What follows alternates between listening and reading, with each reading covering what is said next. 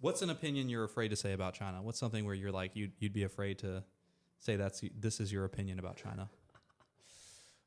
Well, if I'm afraid to say it,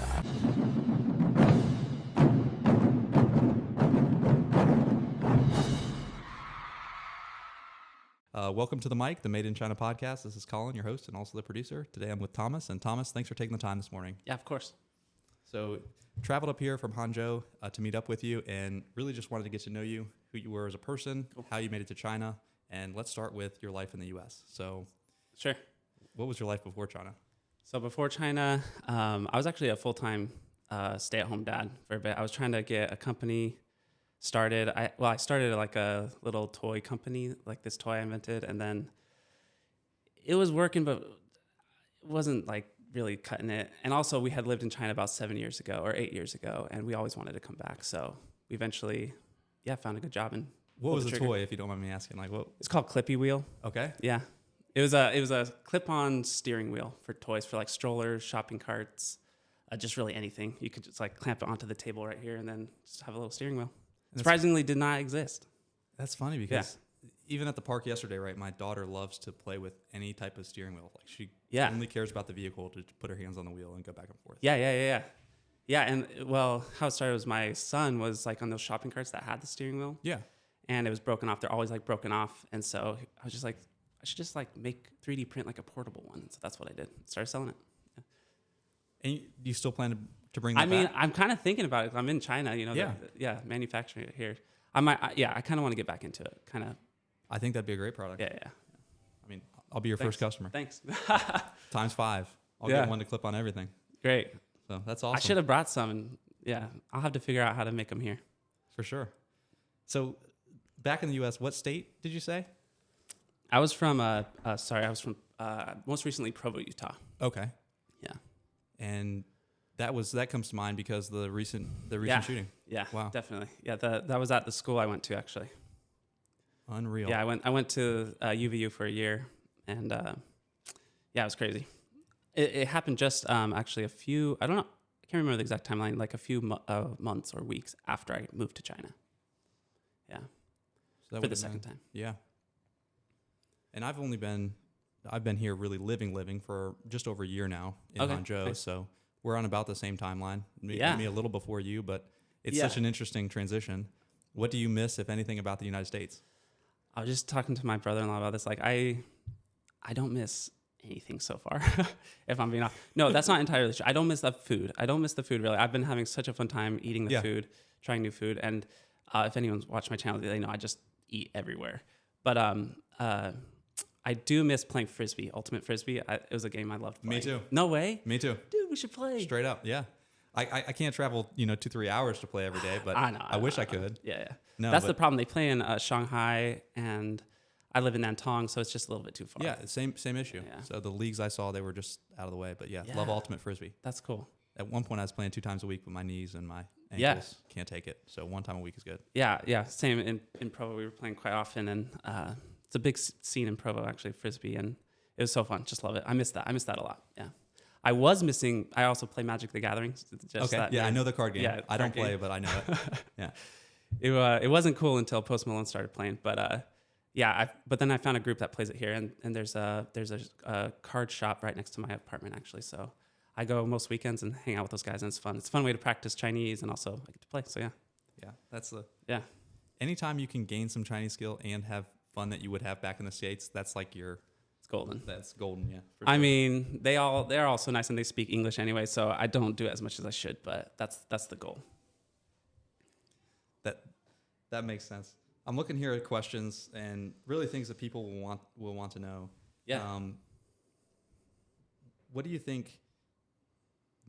What was the key decision maker in making the jump to China? So, like, what was that whole decision process looking like? And between you and your wife, you're in Utah. You're thinking, okay, there's an opportunity in China. How did that all go down? Mm-hmm.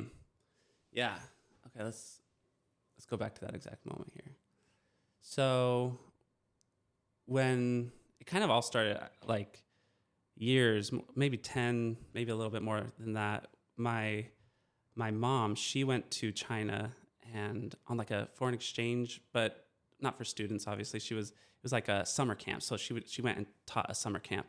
And so she loved it. So she started a company where she would also bring over Americans to go teach English at these summer camps in China. And so she would bring over high school or college students. And so I went with her and just fell in love with China. It was so fun. Just nothing like I had ever experienced. It was just, in my mind, I was expecting this kind of like how I'm sure we imagine North Korea to be. Just like... Pretty much, yeah. Yeah, and just like the third world, just like crazy country with like people with guns on the street and everyone just, heads down and just very subjugated. But it wasn't that at all. I felt totally free to do whatever. Everyone is so awesome, and I just loved it. So I fell in love with China then. I knew I always wanted to move back, try living there long term, because I had heard of people teaching English, and that seemed like an easy route. And so when I got married, my wife and I convinced my wife. She had never been to China, but she was awesome enough to go with me, and just on blind faith, and we moved to China as teachers for a year after we were graduated from university. So she's teaching as well. Yeah, we were both teaching. Two teachers, boom. Yeah. Were you both able to land the jobs at the same time? Yeah, get offers? Same time, same school. Okay. So it was kind of convenient that way. And yeah, it was a small bilingual private school in Nantong now. It was in Taiyuan. And because my mom's company, she had some connections, and so there was someone who knew a school that needed some teachers. So that's kind of how we did it. So literally, just I fell in love with China. I wanted to move back. Convinced my wife to go on this adventure. We said, let's just go for a year. You can do basically anything for a year, and it was a huge adventure. And then we loved it. We talked about it for the next 7-8 years until, we wanted to. So my wife went to Columbia. In New York City. We lived in New York City for a while, so she did her master's degree there. She graduated, and then we were thinking about moving back, but then COVID hit. Yeah. And so that kind of pumped the brakes on that a bit. We moved to Vermont, did like some homesteading kind of Airbnb thing in Vermont. Had a good time there, but it was very cold, very isolated. We wanted to move back to family because we also had our son Wayne at the time, and then so we moved back to Utah to be closer to family. And then once he was a little bit older, we were like, it'd be really cool if he could know Chinese, and like we always wanted to move back to China. And so we put him in a Mandarin immersion preschool, and we just found it. There happened to be like one small one in our small town in Provo, and we loved it. And so he started learning, and then we moved. So you kind of prepped for it then. Yeah. You had that's great. And now, being here, do you have any plans to go back? Do you what's your long-term, I won't say long-term, but 5-year plan? What's that look like? My personal model has always kind of just been live as many lives as possible. So it's like we wanted to do the New York thing, we did the Vermont rural thing, we did Provo, and now we're doing China. So, but right now we love it. We literally, this is the first time my wife and I, we've talked about this is the first time where we're like, wait, we don't really know the next life to live. This is awesome. This is perfect. So it's like, we might be here for a while. Understand. And yeah, there is so much to do in China. That's where I'm kind of at right now, is there's a lot to explore that I haven't explored yet. And there's nothing I'm majorly missing at the moment in the United States. So between those two things, I don't have a plan to really, fully exit China. Now, during COVID, I think the one thing we should mention to the listeners is just, we couldn't even come here during COVID. And I know a lot of English teachers left. Yeah. They were pretty much, China was off the table. Yeah, I think it cleared out. Yeah, right about 2023-ish. When I can't remember when they first opened up. I'm so bad with dates, though. Yeah, me too. But I remember we tried to take a trip, and I was on the family visa at the time. Me and my wife were already married, but still, as a foreigner, they weren't letting anyone back in the country until COVID was over. So that was kind of a bummer. And it took a while. Yeah, it did. It wasn't 2020. It wasn't 2021. It was 22 or 23, I think, until. Yeah. Which is, well, glad we made it. Yeah, for real. So, what advice do you have for people who may be listening who want to become English teachers or come to China, for that next phase of life? What advice do you have for them in terms of what planning they need to do, and then also what things they need to consider? Any risks, any mistakes you made that you're like, I wish I would have done this differently? Yeah, honestly, my mind goes in so many directions when you say that, because part of me, one way is kind of like when I first moved here, you can do anything for a year or two. Right. Just think of it like a gap year, or I don't know, just like an adventure where you'll make these memories that you would never have had otherwise. Like you just kind of get in a rut at home, doing the same thing every day, and years go by and you're like, what did I do last year? But like, if think about it, you could just go for 1 year. It doesn't have to be forever. And I kind of get some of those comments on some videos I make. They're like, I don't know. I've just never thought the way of like, maybe I should, but thinking long term, like the way of just like having my whole life planned out. You don't think too much into it, but right. you think, yeah, I can make the commitment for a year, no problem. Yeah, and then from there, I'll make an adjustment. Yeah, you can always make a decision. Okay. It's just like this idea of just adjusting and pivoting, and always there's another opportunity, and just kind of living the life you want rather than the life everyone tells you should live. But then, so you want to go to China. You've already decided, okay, yeah, I want to go to China. What should you do? I think I only know about the teaching route. Sure. Personally, because that's what I did, and that's. But it's a good route. I mean, yeah. To be honest, for people coming from America, that's probably one of your best routes. Yeah, it's low hanging fruit. It's honestly, it seems like a cheat code, and I wish more people knew about the option of teaching. And I don't know, did you do any teaching or? No, okay. I didn't. Okay, yeah. Right, married in and then. Boom. Okay, nice. Yeah. For you, I mean, your job can't be stressful. I mean, you're teaching English, right? You're speaking the language that you natively know. Is that kind of the truth? It can be stressful for other reasons, but in terms of like, yeah, there's tons of foreigners here who are here through other means, but there's just, I can't tell you all the different ways to come to China, but I only know the teaching way. That seems to be one of the most popular ones. And it's quite simple. Like as long as you're from a native English speaking country, you've graduated from a university and you can pass a background check, like you can basically find a job in China. Like there's so many schools that need English teachers that,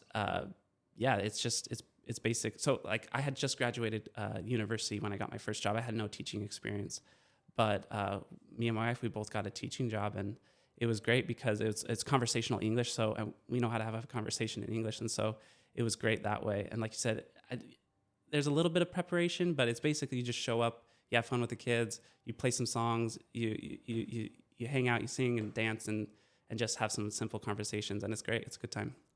And from what I've seen on the street is all the parents really want their kids to know English. Like that's a core skill over here. Yeah. So it really is sought after. Like all the kids in some way, shape or form are going to learn English. Yes. So they really need, native English people over here. It's kind of funny. Oftentimes when we're out at a restaurant or just on the street, if we're going to the park, the parents will just kind of push their kids at us and be like, go do something, teach them. I'll have that same thing. I'll be walking through the neighborhood and, there'll be a kid and then the mom is like, say some English, pushing them my way. It's a little funny. More than half the times the kids are quite shy, and I'm like, okay, I get it, but like we don't have to do this right now. But some of them are very brave and they want to. They're very excited to see us and talk with us, and that's fun. Sure. I definitely had that same experience where I would say 80% of the time they're shy, and then the 20% is like the bold kid who's like, "Hi, how are you? I'm fine, thank you. I'm fine, thank you. How are you?" And they're just they're excited to test it in the real world because like many things, like I mean, China's a great example of testing things in the real world. Like you hear about China, but then when you travel to China, it's a different experience than what you hear or experience from on the news. Yeah. Then one thing I'll ask you about your trips. Yeah. Was that initial trip to China very helpful in your transition, would you say? Like, would you recommend someone come first, travel, and then come for teaching? Or you think it's pretty safe to just sign a teaching contract and come on over? Yeah, that's a good question because I don't know if I would have made the decision had I not visited China. Okay. But also it wasn't on my radar. Like I wasn't like China was the boogeyman. It's been America's boogeyman for as long as I've grown up. And it just wasn't on my radar. But my wife or my mom had gone. Sorry, Freudian slip there. No, that's embarrassing. But I do the same thing all the time. My mom had gone, and so she brought us over. And then, but why I say it might work because then my wife, she did come without having visited, and she came just because she trusted me, and she had quite a culture shock. She really did, but now she loves it, and she was a big driver of us returning. She really wanted to return, and so. Sorry. Does that? No, it does. And talk about that culture shock. So you said she has quite culture shock. Yeah. What is that culture shock like? Because I think that's one of the hardest things to convey to people is it's not all sunshine and rainbows. It's like it's not going to Europe, for example. China's different. I think I forget that sometimes just because you've been here for a while. I've been here a while, same. I love it, and I've wanted to come back for a while. But when I first came, I didn't experience a ton of culture shock because I thought it was new and exciting. I really value novelty and like adventure, and that was just it just fit the bill perfectly in that way. Some of my wife's culture shock was it's hard to explain to people. Like you said, China's not just like different in the sense where you might go to Europe and see some different countries and some different like a lot of the things are directly opposite. Correct. Like completely opposite. Yep. And I'm not saying that's good or bad. I'm just saying like that could be hard for someone, and that can cause some culture shock if things are just like the opposite way that you almost do feel like something. they're repelling you. Yeah. In some ways, it's like it's totally different to the sense where, like you said, it's polar opposite. Yeah. And that can be frustrating. Like even just like a little example, like they would drink hot water at dinner. Yep. And it's just like, no, I need a glass of cold water or I don't feel quenched. Like I need that glass of water. And so it's like the hot water, I couldn't even drink it. And then there's like, I don't know, something else. Like there's no dessert at the restaurants. Like if you want something sweet, you have to go to like a different little bakery or like if you go to the bakery, you're like, okay, so you need something sweet. You go to the bakery, you're like, oh, look, this looks like a delicious chocolate pastry. It's red bean. And so it's like, correct. It's beans got some are Chinese sweet, flavor in there. but in America, beans are savory. They're in chili. And it's just like, these opposite things. It's just like I can't make the right decision. So that was kind of hard for her. But yeah, it's so funny because that's the stuff. I mean, that's the daily stuff, right? So we're going to a bakery, and I'm always like to my wife, "Don't give me any weird Chinese flavors from this bakery today," because you never know. Like the pastry looks completely normal European pastry, and then you open it up, and it's got some, like you said, red bean paste flavor, or something very unique to it. I'm not saying it's bad, but if you're not expecting that, it's bad. Yeah. You know what I mean? Yeah. If you're not expecting it, and that's the thing. I made this video about there was this beautiful pastry, but inside it was like honey mustard, and it was kind of like spicy, and it was like I had never had honey mustard with this like it was like crystallized nuts on top, and it's just like, and then people were roasting me for that. You know, like can you not translate? And it's like, but anyway, it's just right. Little things, you know. It's just and the bones in food. That's another big one, right? It's like the amount of bones in. Lots of bones. Yeah. If you're used to boneless chicken in the United States, there's almost no chicken that you get at a Chinese restaurant that doesn't have bones in it. Yeah. Some bones. Yeah. No, that's a good point. I had forgotten about that. Yeah, and you get used to it. That's that is the beautiful thing. Like once you're here for a while, that doesn't bother you at all. But at first, that first 1 to 2 weeks of shock, you're just like, yeah, where's my boneless chicken? Yeah. And why does this fish actually a whole fish? An entire fish with the head. Where's my fish fillet? That's like a McDonald's fish fillet. Yeah. And sometimes like the duck still have its feet and its head. Oh yeah, and that can be surprising for some people. Yeah, you can tell if it's a duck or a chicken by if it's a duck or a chicken. That's wild. Which I kind of I respect and I kind of like at this point, but like I get why that's different for some people. They don't want to know that it's an animal. They just want to eat the animal. But yeah, I totally understand both sides. But yeah. Just trying to give people a picture of coming to China is like polar opposite in a lot of things that you would never see or do, you suddenly get exposed to.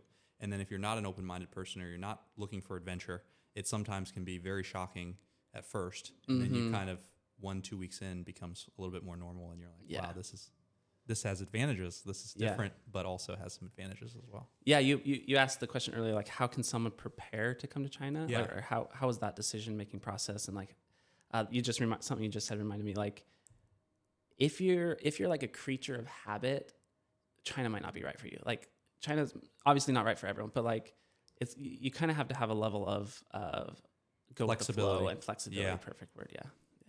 Just as you were talking, like because like constant surprises.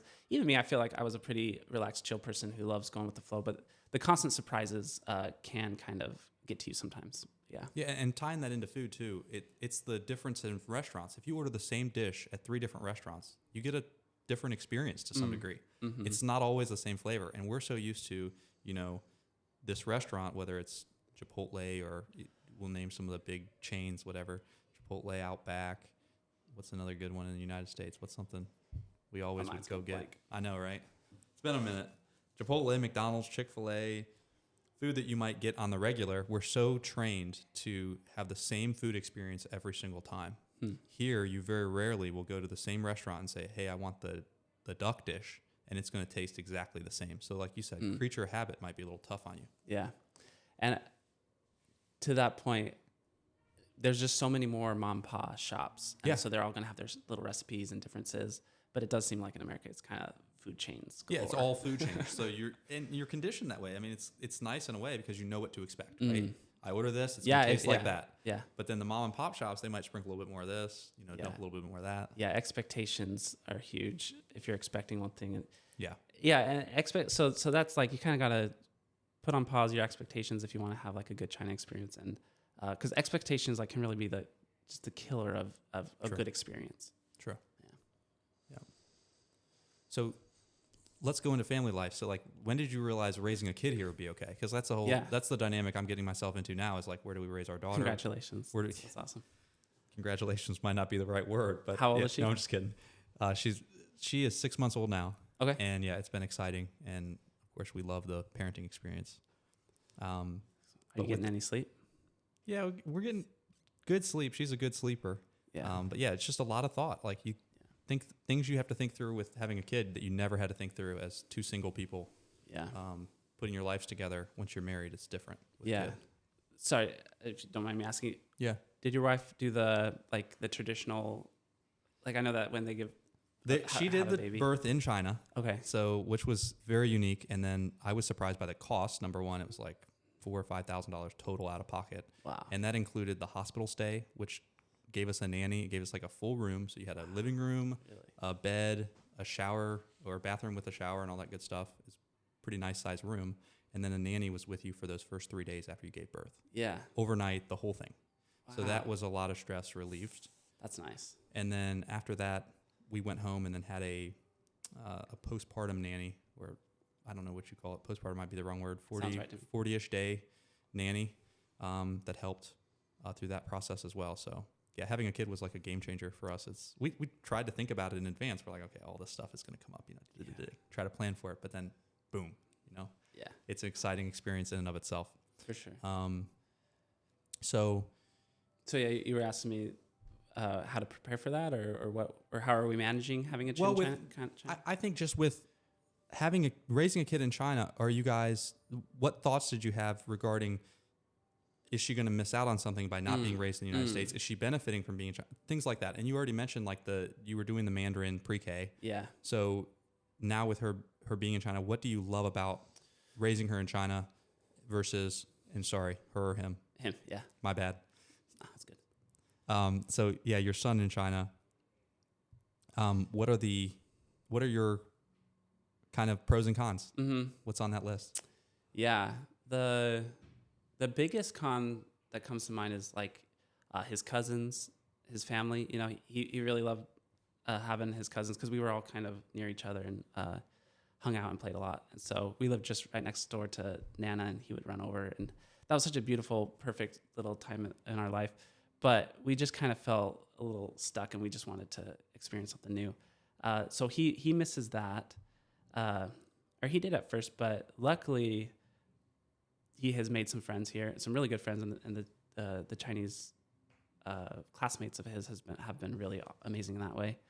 But yeah, we prepared a little bit before we came here by showing him a lot of videos, kind of telling him, hey, we're gonna like what was going on. We tried not to make it a huge surprise for him, as much as he could comprehend at 5 years old. Yeah.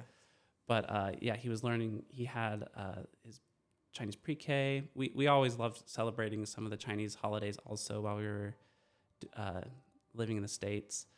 But here he's quite, from what I can see, he seems quite adapted. Like, yeah, he's loving it now. Yeah, he's loving it, and we try to make it fun. Like, we planned a trip to Disney a couple weeks after we came to China because we just wanted to have some fun things for him to do. I try to just make it fun for him. He can pick out little toys here and there, or pick some treats. So I tried to help him in that way, just have a good time with China, so he's not just like, oh, I want to go home. But we had done a lot of traveling with him too when he was young. Like, we went to Japan and Lebanon and Greece. So we had done some traveling, so he's kind of a little bit more exposed that way. But yeah, he seems quite adjusted. He's learning Chinese a lot, actually. I'm always surprised at how much he knows. Like, I'm asking him for translation, and I'm like, teach me how to say this. And he's learning fast. Kids can adapt so well. Yeah, it's amazing. That's gonna be the scary part for me too. Is like, when my daughter's better at Chinese than I am. And then it's going to be, oh, shoot. Yeah. Right? Because then she's telling me, basically telling me what to do. Yeah. Or tricking me, one of the two. Hopefully not tricking you. Hopefully not. But you know how kids are. They've got a mind of their own some days. They do. So safety, less safe or more safe, China versus U.S.? I feel like it's safer. I do. Yeah. I just do. And especially when you see what's going on back in the States right now. That was also one of the big reasons I was like, okay, now's the time. But yeah, I feel like it's safer. I really do. Yeah, we feel the same way, me and my wife. And that's one of the big advantages we feel of China is like we can go out any time. And it's just super safe. You almost take it for granted how safe it is. Mm-hmm. Like I'm almost... you throw your backpack down, you just walk away from it. You're in the park, you just put your stuff. And it's very different. I was riding my e-bike home and my phone fell out of my pocket. And I couldn't find it anywhere. I came back, still on the ground. Still right there. It's just like, and then I'll often leave my e-bike with the keys in. Like when I pull up to a mall or some other shopping place, I just kind of leave the keys in. And maybe I shouldn't be, but it's safe. And right. That's where we're kind of like second guessing. That's Hangzhou. They're trying to teach like a lot of the city goers. They're like, hey, be a little bit more careful with like, don't have your money hanging out of your pockets kind of thing. Yeah. Because we are just so relaxed about it. And, but it makes life so enjoyable. Yeah. Because I remember having a motorcycle, you had to try to pack everything in it or lock it to clip it on. So it's locked into the seat or whatever the case. And here it's like, you can have your decorated helmet with all your accessories just hanging off your bike with your umbrella. And it's all going to be right there when you get back. No, people aren't going to touch it. Yeah. It was a huge relief. It was like a weight just coming off our shoulders when we came to China. Yeah, especially with having him go to school. I feel a lot more at ease having my son go to a Chinese school for sure. Yeah, we're excited to start out we got a few years, but to start out some Chinese education just to feel it out and see what it's like because they teach I feel like they teach. Well, you're a teacher, so you're going to tell us in a second how you guys teach. But I'm seeing kids walk around and they seem very disciplined. They seem very well educated, like they're much smarter than on average. I don't mean to say it. Smarter is probably the wrong word, but they're very, I don't know. I know what you're saying though. They got a lot of knowledge shoved in there at a very young age. It's impressive. What able to use it. I am very impressed with my son's education at this point. And I think there are a little bit of some pros and cons, like especially later on in the education process. Like it can get pretty crazy when they have to study for the Gaokao, that huge test. And so some of the negatives, like on face value, you're like, okay, the kid is at school from 8 to 5. You're like, okay, that's way longer than I was ever in school. But they also have like a long nap and a break. They break it up between classes. There's a lot of fun activities that they're doing in special classes. At least at my school, I can't speak for all of China, but like at my school, so it's not really. And you just left school, like to come here to do this podcast. So what are the kids doing right now? They're taking a nap. Yeah, they're just chilled out. Do they have beds? Do they have? They've got little cots. I help pull out the cots, set them up, and then there's a life skills teacher who stays in the classrooms with them during nap time. About how many kids in the classroom? Our school, my classes, they're like between 10 and 15. Okay. Not really 10. It's more like 15. Yeah. Still, I was thinking 20, 30. Oh, yeah, no. Just for kindergarten. I work at a kindergarten. Yeah, but still, that's... Yeah. Wow. Yeah. It's nice. And they have breakfast when they come to school. Then they have some classes. Then they have lunch, nap. And then when they wake up from nap, they have a snack time. So it's just like a lot, like, dang. So 8 o'clock, walk us through the whole day starting at 8. Sure. Just so we get the full experience. So the kid comes in 8 o'clock and then it's breakfast? Yeah. Yeah. So they can come in, they have I don't know how they call it, but it's like a loose start. So they can come in anywhere from 8 to 9. They kind of just trickle in, which is kind of nice for the parents. Like they can just kind of, whenever they have the time to drop them off. And then, so between 8 and 9, they'll eat lunch and kind of hang out in the classrooms. And then class starts at 9. I teach them. And then they have English class with me until 9:30. So it's like a 30-minute lesson there. Yep. And then they have playtime for an hour. Sometimes we'll go outside or do different things during that break, that playtime, but it's kind of a loose hour where there's not just me, teaching them. And then we have another little half-hour lesson, and then lunch at 11. Nap from 12 to 2 is when they start waking the kids up, and then we have another lesson at 2:30, and then another little break, and then they go home. So it's unreal. Yeah. Unreal. Yeah. So it's really not that much school when you think about it. But that doesn't sound like hardly any school. Yeah. Sounds really but relaxing. They still know so much. It's incredible. Exactly. Like my son, he's learning math. He's learning Chinese. He's learning how to read and write and just all of these things. And he hadn't really had any formal education until like he went to that Chinese, the Mandarin preschool, but it was just focused on like just they played and talked in Mandarin, and it was only for a couple hours in the morning. So he knew next to nothing. And it's amazing what he knows now after, I think we've been here five or 6 months. So how long does that education go, that same type of schedule go on for? Like kindergarten, first grade, second grade, third grade, very similar? Do you know a lot of teachers who? Yeah, that's another thing.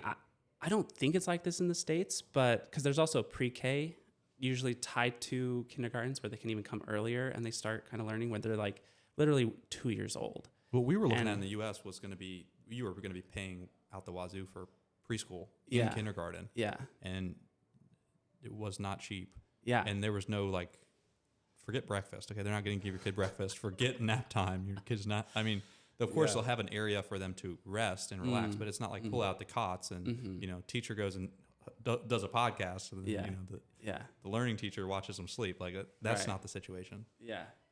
Yeah. It's wild. And then there's 3 levels of kindergarten. So there's a preschool for 1 year and then 3 levels of kindergarten. And it's been a while since I've been in kindergarten, but I don't think there's 3 levels of kindergarten. I think there's just like preschool and then kindergarten for a year, and then you go to first grade. So, and I don't know if like... I think there's pre-K, then preschool, then kindergarten. Then so if you do pre-K, but pretty much those costs are just, they're basically just I don't want to... Yeah, I don't want to... They're more like depends daycares. On the school, but yeah. Unless you're paying, I mean, $10,000, $15,000, $20,000 a year. Yeah. Which is insane. If I think... And they say, because this is a private kindergarten, they say they have free public kindergartens as well. And they're always saying that this is an expensive kindergarten too, but I think it's about $1,000 US for the month. So, and that's still going to be a lot more affordable than really, most things that I can remember back in the States too. And then how long it goes, I think once they get to primary school, so that's our like first grade equivalent in the USA, or what do we call it in the USA now? I can't even remember. It's not primary school. It's I don't know. They keep changing the names. I know what you mean. Yeah. Anyway, K1, anyway, you know what I mean. Yep. Then they will continue to have like it's still until 5 o'clock. They have like a rest time, but I think they have. I don't think they're sleeping in the school. It's more just like rest or recess time. But they have after lunch a break there. Okay. So yours is a private. So just so we compare, like, yours is a very high-end private school in China. Yeah. So, very high-end private school in the U.S. Mm-hmm. The equivalent in U.S. dollars, I know of a few in Cincinnati that would be in the $30,000 range, in that range for young kids. And it's more of still like a daycare. And I don't think, when I was quoting prices, I don't think pre-K is offered that way. I think it starts at kindergarten or first grade where you can start putting them in private school, more or less. I don't know, but it's not just like twice or 3 times or 4 times. It's like leagues, just way more expensive. Yeah, because it's $1,000 US a month. So wow. Yeah. And then kids here, from what I see on the street, they seem pretty relaxed after school. It's not like they're stressed to the. We hear 2 conflicting stories, and that's kind of what I don't understand is people in the United States think people in China just, go to school forever and they never ends and they never get out and they're just always at school. And then here, I feel like kids have a lot of pressure on them, meaning like they're serious about school and they are worried about their grades, and that Gaokao becomes a real thing. Mm-hmm. But I don't see them, going to like pounding their brains away at school for 10-hour days or whatever. So I don't know. What are your thoughts on all that? My thoughts are, it probably depends on the city, and also this city that we're in, Nantong, is like known for being one of the best cities for education, like some of the highest grades, and like very intense education culture here. So it probably depends on the city, probably depends on the family. And then the grade in school, it can. I haven't taught that level yet, Yeah. So my understanding, it gets pretty intense for the kid when they're getting closer to the Gaokao because it's kind of make it or break it for them, from my understanding. And so where it gets really hard is when they're doing the after school schools. So the training centers is what I think kind of makes the additional stress for the extracurriculars kid. To make sure you perform well in the Gaokao. Yeah. Okay. And so if it's just school, then like, yeah, I think that's quite good. And they're already getting a top-notch education, but then some of the parents will really put pressure on them to perform at these like after-school training centers. That makes sense. Yeah. And for people who don't know, the Gaokao, that is, from what my wife's explained, it's like you can't pay your way into a good university. You have to test your way in through this Gaokao. Is that what you understand it to be? Or that's how my does understanding. It work? Yeah. Like it was made to give like people who grew up in some very rural village with not a lot of resources the opportunity to go to the best universities in China. So theoretically, that son of a farmer in some rural area of China, they can be at the best university with some of the richest families. And so it was meant to be like this kind of level the playing field a bit. Yeah. Okay. Yeah, and that's why when my wife started explaining to me foreign exchange students, which my parents had hosted in the United States, she was explaining to me that some of these exchange students are choosing to pick universities that are outside of China because they weren't able to get into, their families are wealthy, but they're not able to get into these schools. And I'm like, so wait a second, why don't you just buy your way in like everybody else? Like that's how the US does it. Yeah.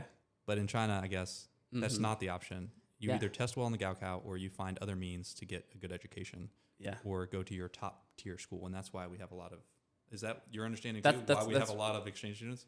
That's my understanding too. Yeah, I just recently met a kid who's in a similar situation. Seems like a very wealthy family. So he kind of grew up as a punk. This is from his words. Yeah. And he didn't take school seriously because everything was kind of given to him. Okay. And then now he's kind of hurting because he's trying to make his own way. He grew up, he's matured, he's trying to make his own way. So he's looking to go to a foreign university. Makes sense. Yeah, that makes sense. So yeah, that was shocking to me because I figured they were coming to the U.S. just because the U.S. is the best. But it turns out they were just like, okay, if we can't get into a top 5 school in China, then we're going to pay our way into a top 5 school in the U.S. So it's interesting to look at that. But anyways, you want to take a quick break and then we'll jump back on? All right. See you guys. Yeah. All right, we're back recording. All right, so just some quick questions. Well, not quick, but some questions. Yeah, go for it. So let's get back to it. Really, let's see here. How do Chinese parents treat kids in public compared to American parents? What do you think about that? That's a tough one.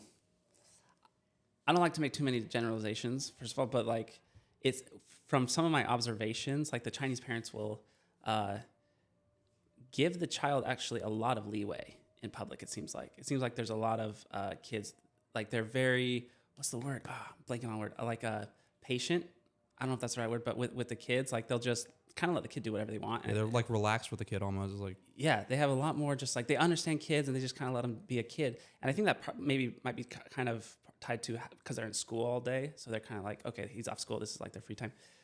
But, you see some of that in the States too. And then you will see, some parents going on yelling at the kid too. Like I've seen some Chinese parents yelling at the kids. Right. So I can see some of both. But in general, it seems like the kids are kids when they're not at school, and that's fine. And they seem to have a lot of patience with that. That's a good point to point out. So has your child picked up any habits or values, behaviors that surprised you from being in China? Has he yet? I know you mentioned the language a little bit, like how he's picking up Chinese, but what else has he picked up that you're like, wow, I'm actually surprised that he's doing that just like a local kid or whatever? Yeah, he will actually. It's kind of funny when we order takeout, he'll answer the phone and speak Chinese to the delivery person. Yeah, and he'll kind of talk in the way that the kids will talk, and it's just really cute the way he does it. But a bad habit, he's definitely interrupting me more because all the kids when they're at school they just interrupt each other. But I can't really think of anything. Sorry, I don't have a good. So when he picks up the phone for delivery though, it's like wei ni hao, like what's going on? Yeah, he'll be like wei ni hao and just like start going off and then how da okay, that's awesome. Yeah, and here, just so people know, it's like every time you get a delivery, so the guy will call you. Will call your phone. So it's very different in the U.S. It's not like DoorDash; they leave it on your door. They call you each time, so you get a chance to interact with them. I'm coming up the elevator, or I'm 2 minutes away, or whatever. We have to use a key to use our elevator, so we have to hit the button for them.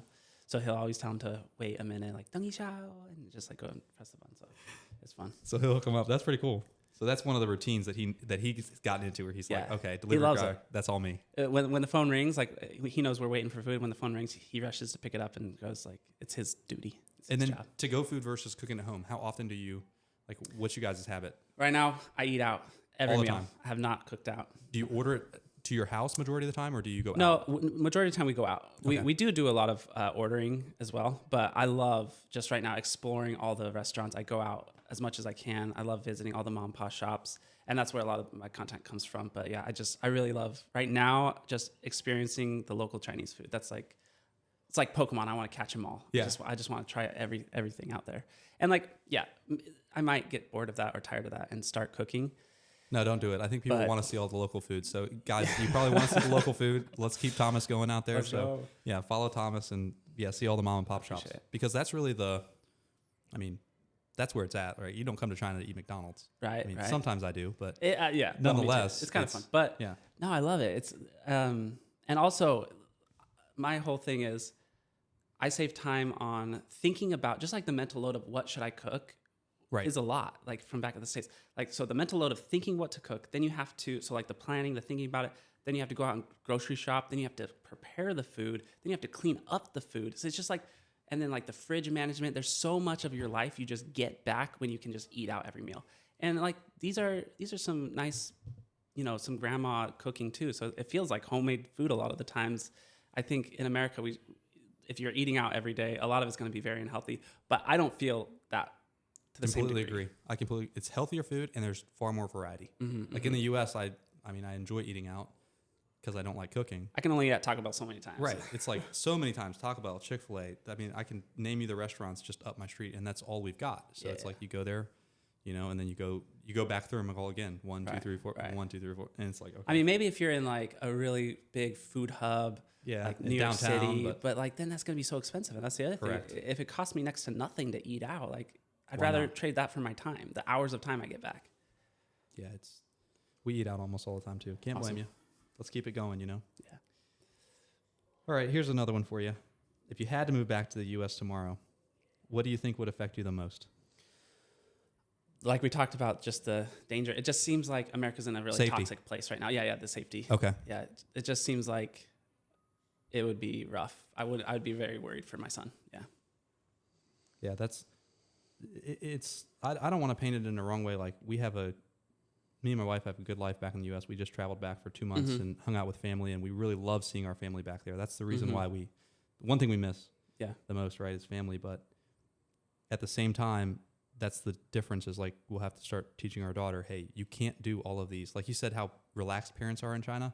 I think that kind of plays into the reason. Yeah, safety, yeah. I didn't think about that. That's good. Here it's you take your kid to the park and you let them roll, and then we have a park downtown Cincinnati. It's a beautiful park, but you still watch your kid a little bit more closely. Yeah, and you probably wouldn't go at nighttime. No, it's closed. Yeah, okay, yeah. Yeah. Many parks in the U.S. are always closed at dusk. Yeah. That's like prime time in China. That's prime time. Yeah. That's when we start going here. So interesting. So let's talk to the people out there that would maybe be considering moving to China. Okay. And for you, was there any fear? Was there any uncertainty that really ate at you where you're like, okay, I like the idea of going to China. I'm bought in. I've signed my contract to be a teacher, but I'm a little bit worried about this. What was that? And then how did it actually play out once you got here? Yeah. So I had already been to China and I was familiar, and I still had some worries because time had passed, right? And because of all of COVID and the political situation with trade wars and whatnot. And it's just like, we're bombarded with China being the boogeyman, America's bad guy. And so I had already been there. I knew I loved China, but I was already starting to get re-brainwashed against China. And so I was worried about that. Yeah. And, it's just the same worries like, will it be safe for me there? And, the kind of irony of that. And I don't want to make it seem like I'm laughing at you. I'm laughing with you because I'm in the same boat. It's like you go back to the U.S. and you start reading the news again and you're like, do I actually like it over there? You're like, based on what we're saying in the U.S., I shouldn't like it at all over there. Yeah. But then it's like once I land, once I get to Shanghai airport, once I get back on my car home, I'm like, oh my goodness, I feel totally relieved again to now start living that routine that I've now built over here. Yeah. Yeah. So, and funny you say that. You got re-brainwashed. Right. Yeah. No, that's how it felt. I mean, it's just poured on us, you know, all the time. And it's polar opposite of what's being told. That's what's so strange. It's like, they're like, yeah, it's when the reality compared to all the messaging about China, there's a huge disconnect. And that's why I love your channel, you know, showing that. And that's kind of a little bit what I try to do. And it's just not what the stories aren't adding up. It's not what we're being told about what's going on in China. I think you bring up a great point. And it's not my channel, not your channel. It's consistent is what you see in China. So it's like you're doing a fantastic job of just showing what it's really like. It's like we didn't do anything quote unquote special. We're just kind of shocked that people in the United States, and we were those believers at one point, believed China was one way. And then we're just showing you guys in our daily life. We're like, well, for 5 seconds, we'll take out our phone and then we'll record you a minute video and show you. It's surprising that is so interesting for people. And the interesting is because of that cognitive dissonance, that gap between, wait a second, that's not what I was told. And it's just like, but we're being paid by the government apparently. So that's guys, if you could stop telling us we're being paid by the CCP, that would... I wish, like if someone knows how I can get that. If you guys know anybody at the CCP who's willing to pay me. I'm doing it for free right now. Heck yeah. Oh, that's great. So, but oh, I had a thought, but I forgot. No. And then, all right, I'm seeing if I've got any other good ones here written down. Do you feel judged as an American here? Do you feel like people are judging you? Do you feel unwelcome? What's the vibe just walking around daily life, hanging out? I do not feel negatively judged. No, it might be happening. But as far as like my personal interactions with people, I am shocked at how nice everyone is to me. And it's crazy, like how patient they are with like the translation, like the language barrier, with my son. Everyone's so kind and patient. And they're excited. If anything, a lot of the times they're very excited to see me in the restaurant, at the park. They want their kids to come up and talk to me. They want to come up and talk to me. They smile, they wave, they want to take pictures. Sometimes I feel like, I'm very surprised at how kind they are. Yeah. I'm like, if I saw a Chinese national come to America, like I wouldn't have offered that same kind of courtesies and like, oh, hey, come over here, let's talk. Like, try to speak a little, like it's just, so it's crazy. That's a good way of putting it. And you almost respect their hospitality because you wouldn't be as hospitable if it was the opposite way. Yeah.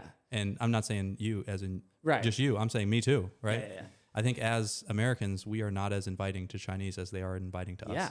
And I'm like, even with what's going on, like sometimes they'll hate a political point here or there, or they'll disagree with something going on. They don't take that on you personally. They don't care. Yes. You know, that's a great way to put it. Cause I'm like, are you sure you're not mad at me? Like, you sure you don't hate me? Cause like, have you seen what's been going on? You see the news yesterday? You know, we're really trying to block your whole port. Yeah. And they're like, no, what's up? You want to go drink? You know, and they're just very much inviting, you know, they treat you like family. Yeah, they really do. And that's the huge difference. Cause in America, if anything, a lot of people will probably treat those Chinese tourists negatively because of what, you know, political situation, but they don't put upon us that same baggage we do with them in the U.S.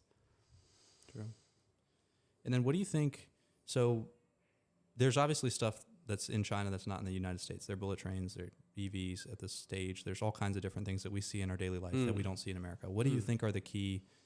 What could America learn from China in essence? What could we, if we could reverse the roles where China for years has copied what's in the U.S., right? Oh, and now if you switch it and you say, okay, now that the U.S. is lagging in some areas, what would you think people would appreciate the most if we were to, you know, take inspiration from China on? Yeah. Centering infrastructure rather than billionaires and politicians and, you know, all the corporations. I think we center those in the USA. I think here what's centered is infrastructure and the average person, and how can we make life better for the average person in China. And I just really don't see that happening in the USA. Yeah, and interesting you say that. And from my view, I don't think we're ever going to have a bullet train in the U.S. Not in my lifetime. I think I'll probably be dead before we have. Doesn't that make you so angry? It makes me angry only because you see how easy it is to build a bullet train over here. Yeah. You're like, they're building these everywhere. They have subways everywhere. Yeah. And it really is not, if we're able to, obviously we have a lot of resource and money in America. We preach it, right? We're the wealthiest country on earth. Yeah. We're the best country on earth. Yeah. And maybe we should put just a small slice of that into bullet trains, subways, like you said, infrastructure for the regular everyday person. And that doesn't have to mean billionaires and corporations don't have the same access to the same item. Like, right. It doesn't have to be either or. It's just like, come on, give us a train. You know how awesome it'd be to jump on a train and, and go over to New York City or something? But don't you find it crazy? Like in China, the billionaires, maybe there's some billionaires probably here too. Yeah. They're on the same trains. Like in Hangzhou, what I find so interesting is everybody uses the public transit. It's so convenient. They're nice too. Yeah. Brand new, clean. Doesn't matter how much or how little money you have. You want to be on that, that subway going to Westlake. You don't want to necessarily be stuck in traffic for 2 hours going to Westlake. Yeah. But also something that I've heard they've done, a lot of the politicians making those decisions for the cities are engineers themselves. Correct. I don't know if that's 100% true, but that's what I'm hearing too. Yeah. That's what I'm hearing. And it shows. I mean, that would check out because you look out there and it's like everything daily isn't, I mean, you can probably run into this, but what has changed in China since your first trip versus now? What did it look like then versus what does it look like now? It's wild. Cause I was here 7 or 8 years ago, and first of all, I noticed the difference in the air quality. Air quality seems a lot cleaner. 100%. Tons of electric vehicles on the roads, which I think is tied to that. And then, the train system is a lot more complete, a lot more options there for the high-speed rails. I went back to the city that we lived in, just a lot of big buildings, beautiful big buildings, a nice new subway in the city that wasn't there when I was there. And so, just infrastructure that makes life easier and nicer for the average person. Yeah, the way I explain it to some of my family back home is my life in China is getting better. Every time I come back over, it's like, and you stay for too long in the United States, you come back, you might be a little behind the times, right? Your phone payment is a little bit, there's different ways of doing things that are even more fast, efficient, et cetera. There's new things opened, but literal progress. you can visually see it, right? Yeah. Nobody's talking about it on television. It's literally, you show up to your house and you now have a subway that you didn't have 5 years ago. But China's the backwards place, right? And then in the USA, the roads are crumbling. I haven't seen a pothole in... It's crazy. Yeah. It's crazy. The pothole thing, you don't realize it until you drive in China after just driving in the USA. You come on over and then you're like, why are the roads so smooth? And then you think it's the car. And then you're like, no, the car is a $30,000 normal car. So the road is just extremely smooth. Yeah. And people are going to light us up being like, oh, you're exaggerating. I couldn't be more clear, guys. I did not hit a single pothole the whole way over here this morning. Drove 3.5 hours. Wow. Amazing. Like that's their badly maintained roads are our good roads. Yeah. To be honest with you. Yeah. It's wild. They don't believe us. They just got to come check it out. Check it out for yourself. I mean, you come on over. And we kind of talked about this. The amount of people who know exactly what China's like, but who have never been here. Yeah. That's my biggest, guys, to all you guys watching, I think my biggest ask would be to just maybe, you might have a couple things wrong about China, and the best way to find out what is true about China is to travel over here. Take a quick trip. If you're over on the east side of things, you might as well see Japan. You might as well see South Korea. You can see other countries too, but it's a totally different experience than what you're conditioned to believe and then what you've seen. I think that's a great message, honestly. Yeah. I think that would help the world be a better place if everyone could come visit China. And if not, I mean, just check out Thomas's page. He'll show you what his daily life is. Yours too. You guys see my page. It's just me shooting random videos. I'm sorry if they're not the best, but they're just my daily life. So anyways, I'll hit you with a couple more, Thomas, and then we'll wrap this thing up. Would you recommend... I guess this is an interesting one. I think you covered this before. Is like there's some types of people who China would be difficult for, and there's some type of people that it'd be very, very good for. So, who's the kind of person like? I know you mentioned if you're not very flexible, if you're a creature of habit, then this is probably a tough transition for you. But who do you see as the person who you're like China is probably a good thing to put on your bucket list and come check out ASAP? Who is that person? And I like that. Yeah, talk to them for a minute. Yeah. Because, yeah, man, if you're just traveling, right? If you're just traveling, I kind of recommend it to anyone. Like, everyone needs to see China. If you're a traveler, then put China on your list. If you've never stepped outside of your hometown, then maybe China's not the best one to go visit the first thing, or if you never left the country. But, if you've never been to China and you're a traveler, and if you really value novelty and experience and like adventure, China needs to be at the top. And especially like it has beautiful parks, national parks, so wild spaces. It's not just all mega cities. Like you can definitely find remote, beautiful, gorgeous landscapes with not like a single building in sight. It does have the cyberpunk mega cities with like robots and crazy hotels that you can't even imagine. It's got the museums with just the ancient history there that goes back thousands of years. It's kind of funny. We'll have like a museum in the USA, and it's like this thing was 150 years old. It's like the oldest artifact we have. It's like that's their tree. Yeah, there's a tree at their museum that's 150 years old. Yeah, some log cabin that someone lived in. And you're like, oh, that's cool. But they have like these grand palaces, and it's just so the history, the art, and then there's just the culture, like performances and dances and music, and it's got it all. It just has it all. And so I would recommend if you're not considering China, you need to consider China. How long of a trip do you think they should take? Like, what do you think is the sweet spot for the first trip to China? Yeah, obviously, I think why a lot of people don't come to China is there's a bit of a barrier to entry because of the visa process. You have to have a visa if you're doing long term. So there's kind of two answers to that question. You can come to China. I don't know the exact amount of hours, but I think it's like 3 days without a visa, and that's for Americans too, most people. But I think if you're taking a trip to China, probably 2 weeks, I would say. 2 weeks. Yeah. Okay. So I think guys, you could hit some of the cities. And I highly recommend getting outside of, if you ever come to China, you have to get outside of the main cities, Beijing and Shanghai. You have to spend some time in a smaller city to see what real China is like. Well, those are real China too, but I'm just saying like definitely step outside of those main cities. Yeah, if you don't see what you like right away, then travel around a little bit and see 3 or 4 different things. Like you mentioned, there's a variety of views of China. And you kind of see those on social media, but it's hard. Social media does not always translate directly to what it feels like being in a place.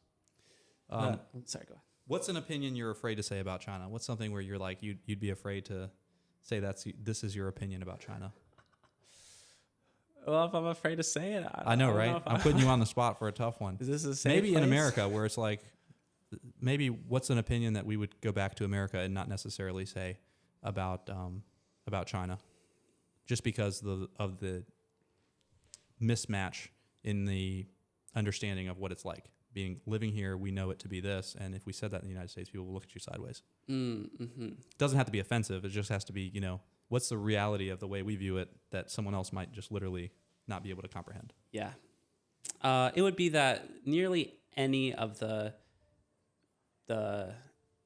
tier 1 all the way down to probably tier 3 cities that you would visit in China blows away nearly any of our cities in the USA. Like maybe New York just because it's New York, but like we have a handful of cool cities. And I'd say, I'm afraid to say this for a reason. Obviously, a lot of people are going to come at me, but I think basically any city tops American cities in terms of just wow factor and what they have to offer. Right. No, that makes sense. I don't think that should offend anyone because, again, we're not saying U.S. cities are bad, but that just tells you how much China has developed and what you can expect from a Chinese city. Mm-hmm. Like if you think in New York is driving around New York and hanging out there for 2-3 weeks is something, then you have to come and see any of these two or three cities. Exactly.